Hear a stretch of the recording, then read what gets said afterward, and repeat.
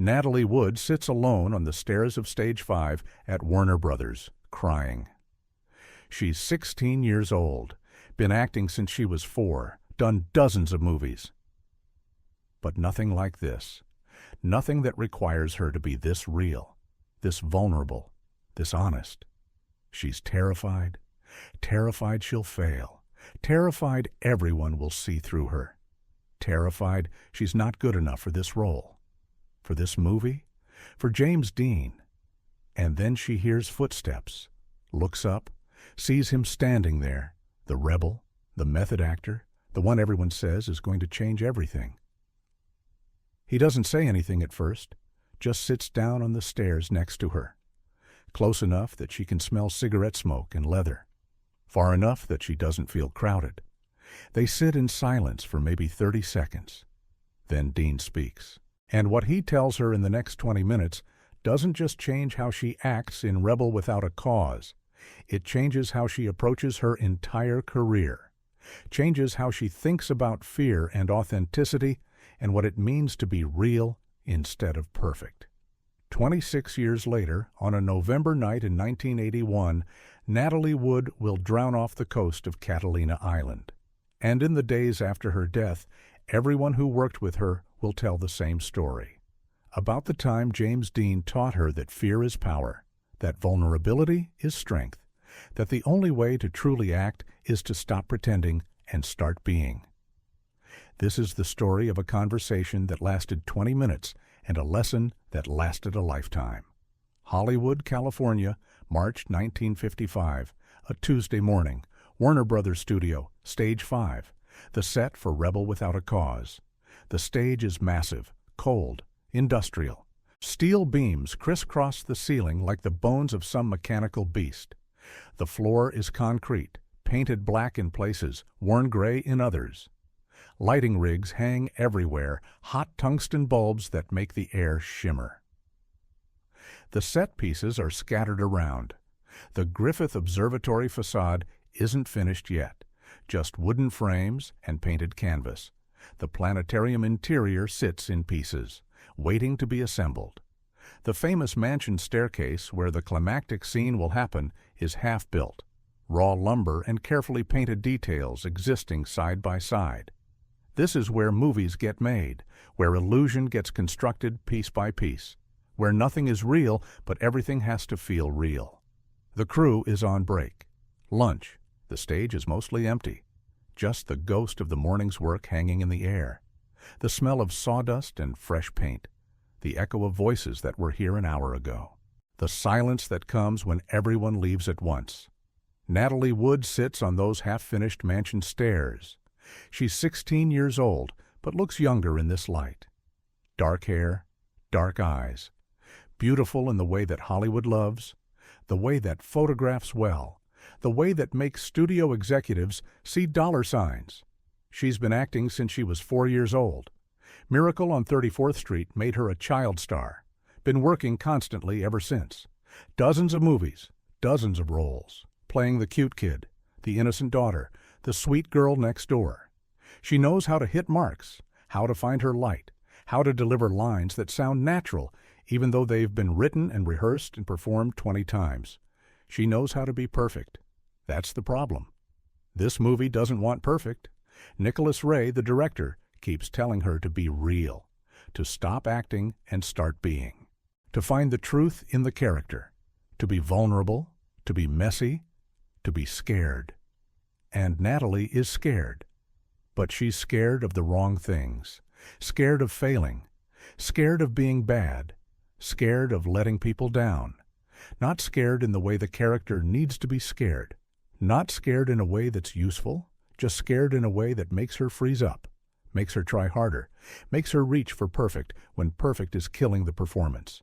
She's crying, not sobbing, not making noise, just sitting there with tears running down her face. Frustration tears, exhaustion tears, the tears that come when you've been trying so hard for so long and nothing is working and you don't know how to fix it.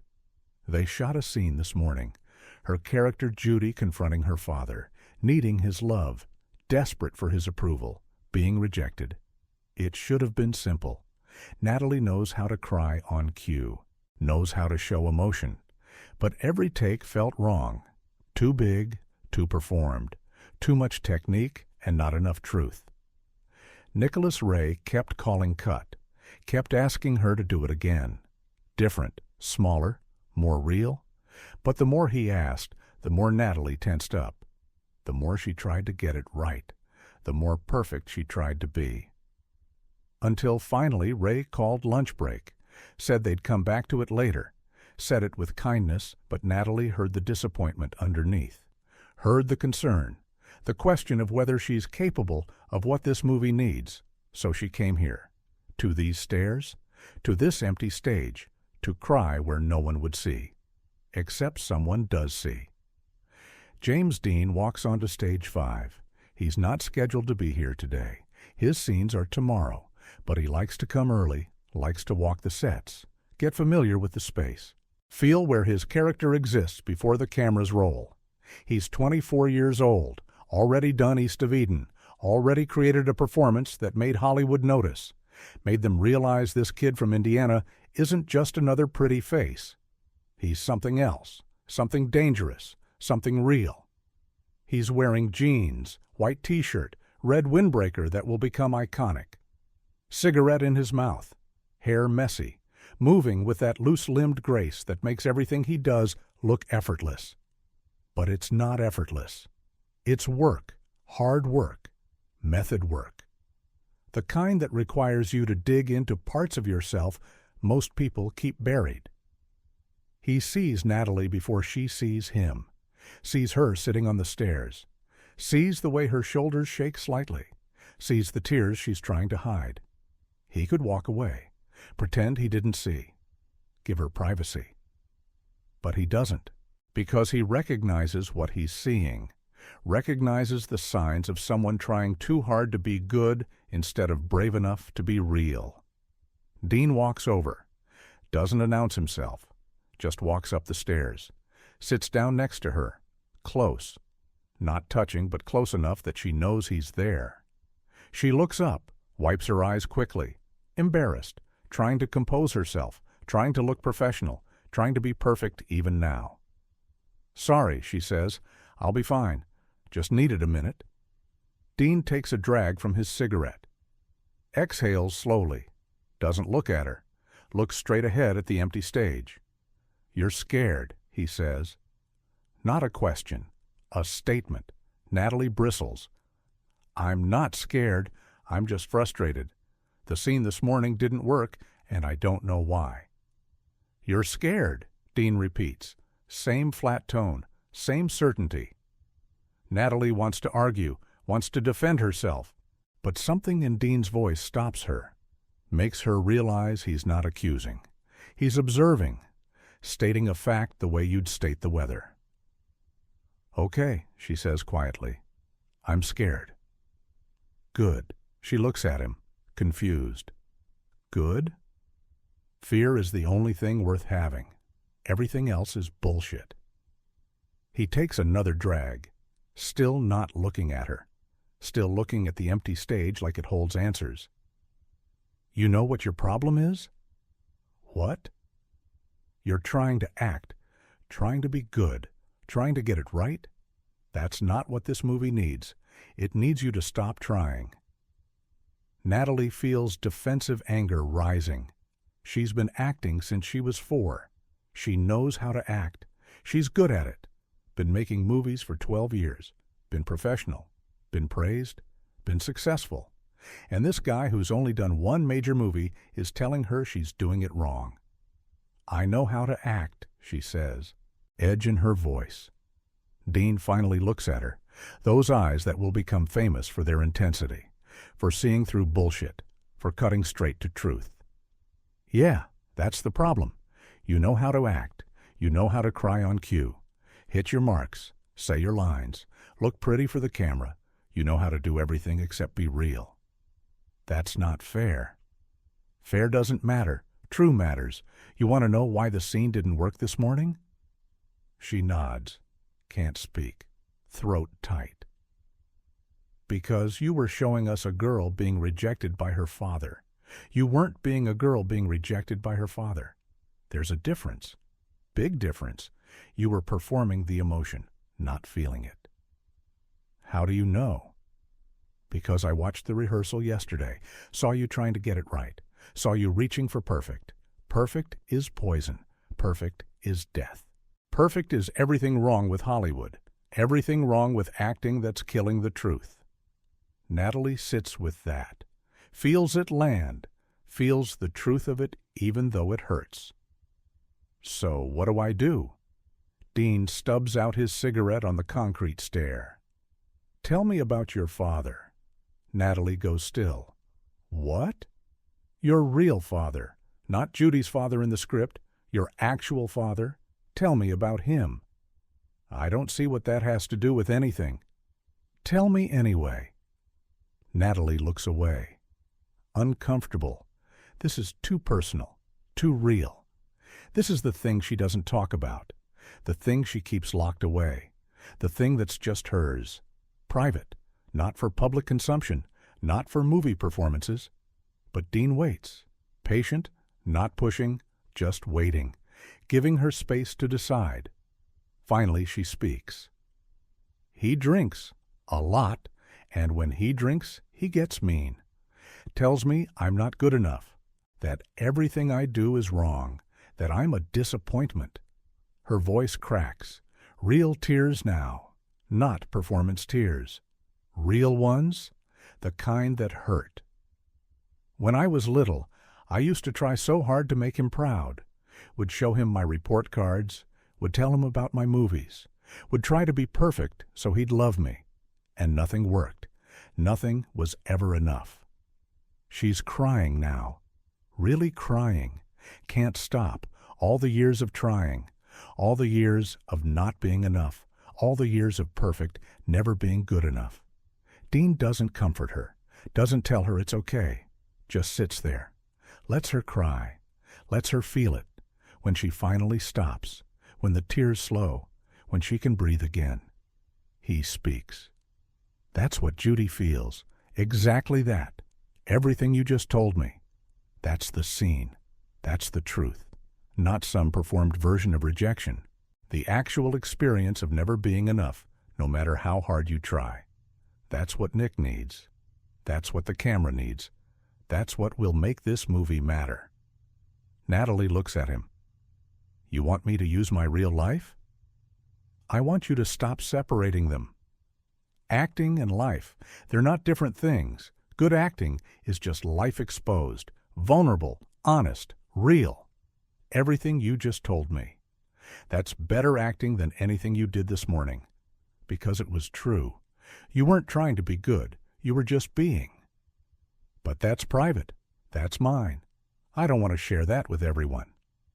Then don't act, because that's the price. You want to be safe? Be private? Keep yourself protected? Then keep doing what you're doing. Hit your marks, say your lines, be pretty, be professional, be perfect, and be forgettable. Or you can be brave. Open yourself up. Share the real stuff, the painful stuff, the messy stuff. And maybe create something that matters, something that helps other people feel less alone. That's the choice. Safety or truth. You can't have both. Natalie sits with that, feels the weight of it, the challenge, the dare. I don't know if I can. Yeah, you can. You just did. You just shared the real thing with me. All you have to do is do it again, for the camera, for the character, for everyone who's ever felt like they weren't enough. But what if I fail? What if I do it and it's still not good enough? Then you fail. So what? You're already failing by trying to be perfect. At least if you fail while being real, you fail with dignity, with truth, with something valuable. He stands, brushes off his jeans. You know what I've learned? The things we're most scared to show are exactly the things that make us interesting. The things we hide are the things people connect with. Because everyone's hiding the same stuff. Everyone feels not enough. Everyone's scared their father doesn't love them. Everyone's trying to be perfect to earn love they should have gotten for free. When you show that, when you expose that, you're not weak, you're brave. And brave is interesting. Brave is real. Brave is what movies need. He starts to walk away, then stops, turns back. One more thing. Fear isn't the enemy. Fear is fuel. Every good performance I've ever seen came from someone who was terrified. The difference is they used the fear instead of trying to eliminate it. Feel scared? Good. Take that energy and put it in the scene. Don't fight it. Feed it. Let it make you sharper, more alive, more present. Fear is power if you know how to use it. He walks away, leaves Natalie sitting on the stairs, alone, but different than she was before. They shoot the scene again after lunch. Same scene. Judy confronting her father. Nicholas Ray calls action. The cameras roll. Natalie stands in front of the actor playing her father. She doesn't try to be perfect, doesn't try to get it right. Just thinks about her real father, about all the times she tried to make him proud, about the disappointment in his eyes, about never being enough. And something breaks open inside her. The performance that comes out isn't pretty, isn't composed, isn't perfect. It's messy, raw, real. Her voice cracks in the wrong places. Her face contorts in ways that aren't attractive. Tears and snot and desperation. Everything she'd normally try to hide. Everything she'd normally try to control. Just exposed. Just real. Just true. Nicholas Ray watches through the camera. Doesn't call cut. Lets it play. Lets Natalie find her way through it. When the scene ends, when Natalie finally stops. There's silence on the set. Then Ray speaks. That's it. That's the movie. That's what we need. Natalie looks at him, still shaking, still in it. Was it okay? It was perfect, because it wasn't perfect, because it was real. She looks around, finds Dean standing in the shadows. Watching? He gives her a small nod. That's all, just a nod. Acknowledgement. You did it. You were brave. You chose truth. That nod means more than any review she'll ever get. Over the next 3 months of shooting Rebel Without a Cause, Dean becomes Natalie's unofficial acting coach. Between takes, during breaks, late nights when they're still on set rehearsing. He teaches her everything he knows about method acting, about emotional truth, about using your life in your work, about fear as fuel instead of obstacle. He teaches her that the moments she's most ashamed of are exactly the moments that make her interesting. That vulnerability isn't weakness.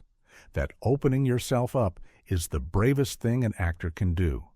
He teaches her to stop trying to be perfect and start trying to be present, to stop controlling everything and start allowing things, to stop protecting herself and start exposing herself, to stop acting and start being.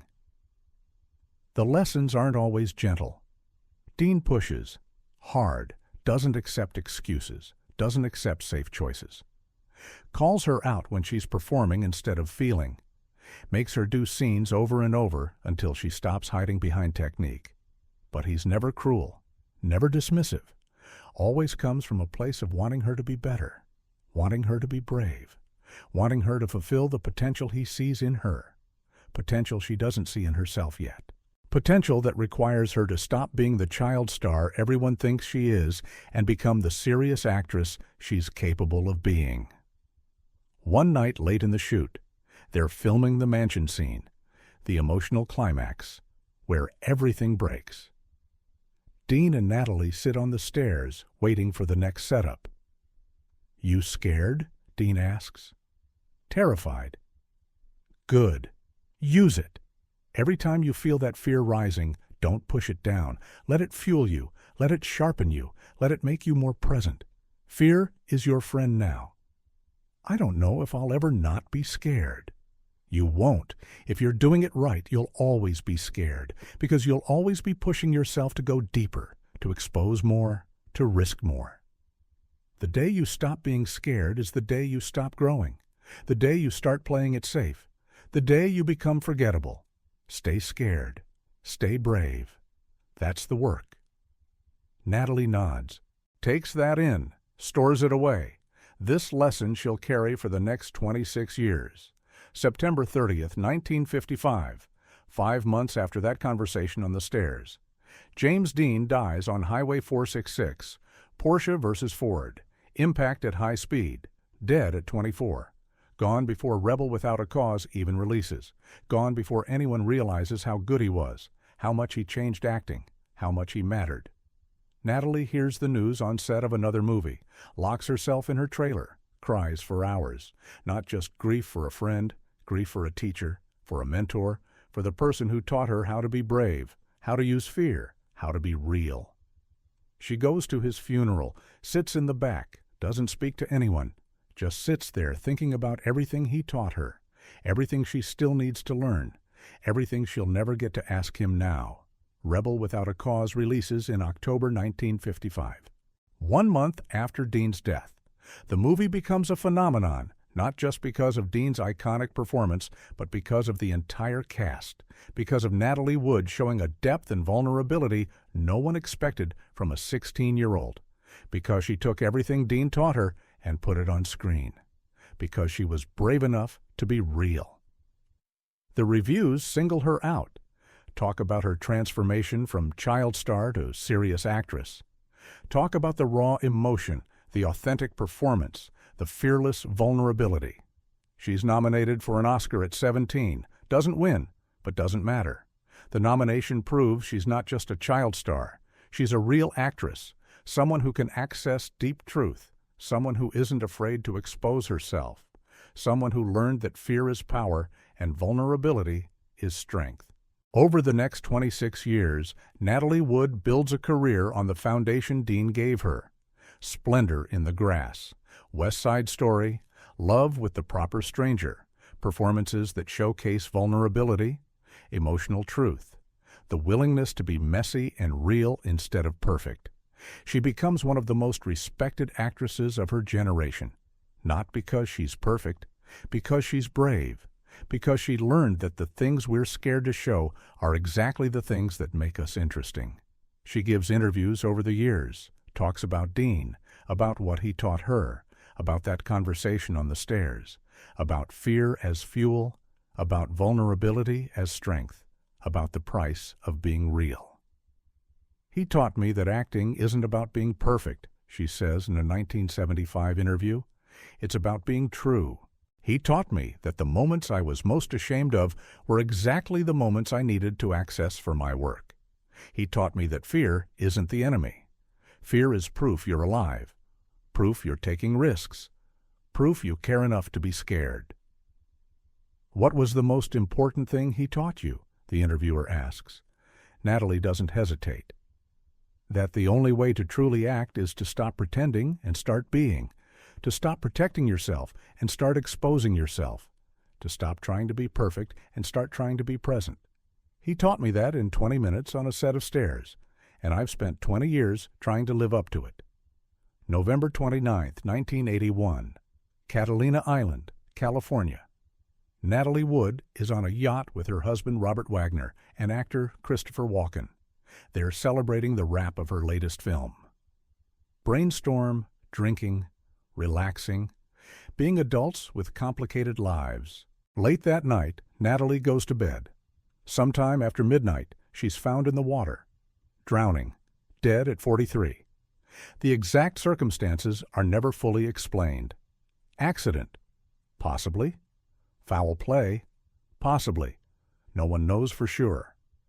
What's known is that Natalie Wood, who learned from James Dean that fear is power, who spent 26 years being brave instead of perfect, who built a career on vulnerability and truth, died in the water, alone, scared, unable to save herself.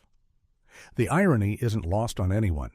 Dean taught her that fear is fuel, that vulnerability is strength, that being real is the bravest thing you can do. But fear couldn't save him from Highway 466, and vulnerability couldn't save her from the dark water off Catalina.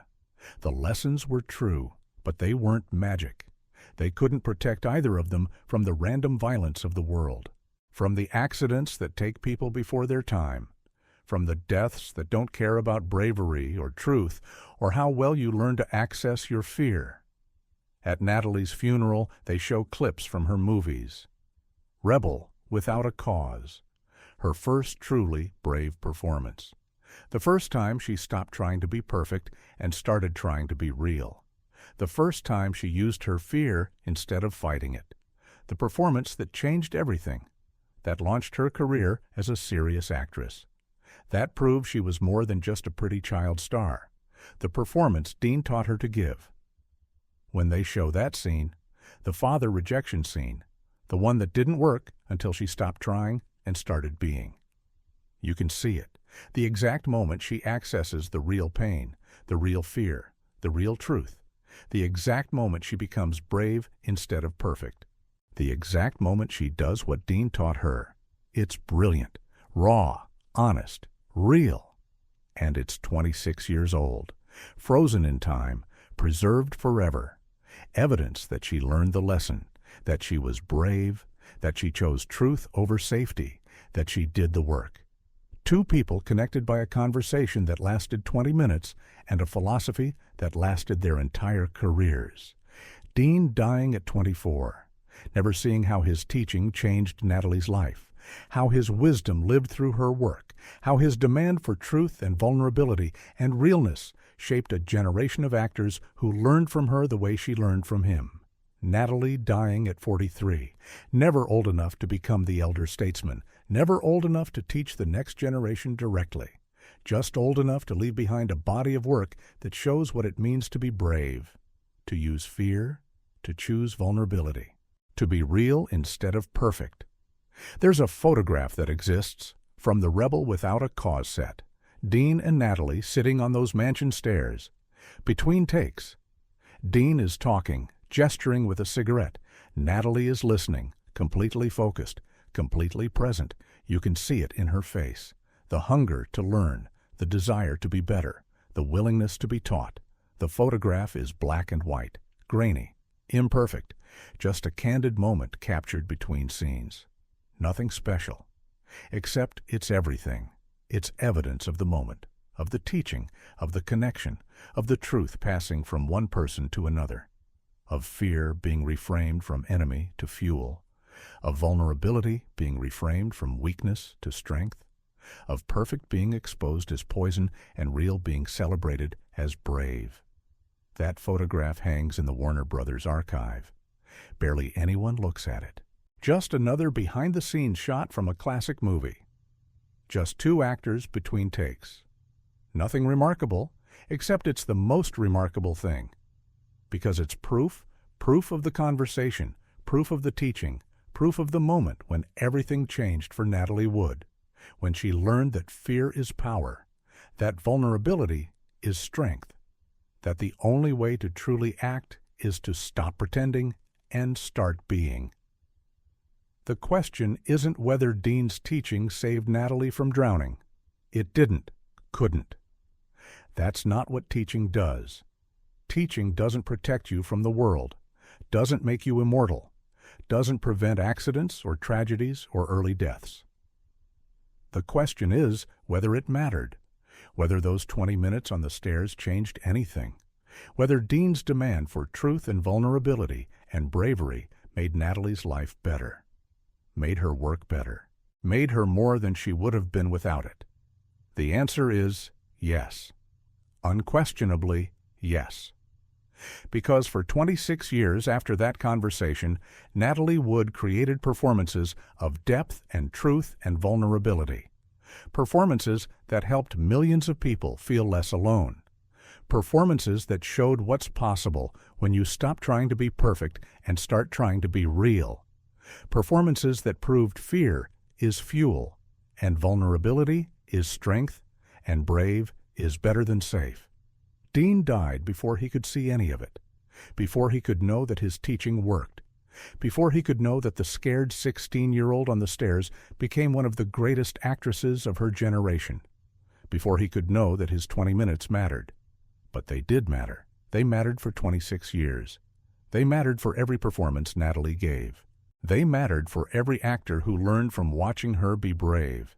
They mattered for every person who watched her movies and saw their own fear reflected back with dignity and truth and beauty. They mattered. They still matter. They always will matter. What fear are you fighting that you should be using? What part of yourself are you hiding that you should be exposing? What vulnerability are you treating as weakness when it's actually your greatest strength? Because this is what Dean taught Natalie on those stairs. This is what she spent 26 years proving. This is what both their deaths underscore.